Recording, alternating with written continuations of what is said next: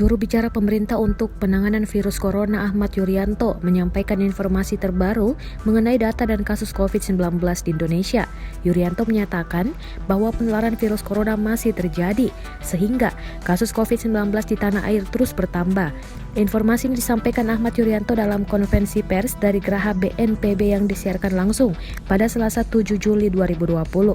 Berdasarkan data pemerintah, hingga Selasa pukul 12 waktu Indonesia Barat, terdapat 1.268 kasus baru dalam 24 jam terakhir.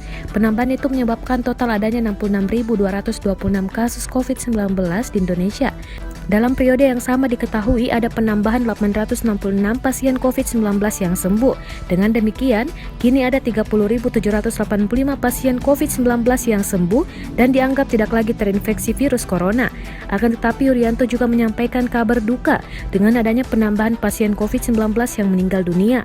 Dalam periode 6-7 Juli 2020, ada penambahan 68 pasien COVID-19 yang tutup usia, sehingga total pasien COVID-19 yang meninggal dunia totalnya ada 3.309 orang.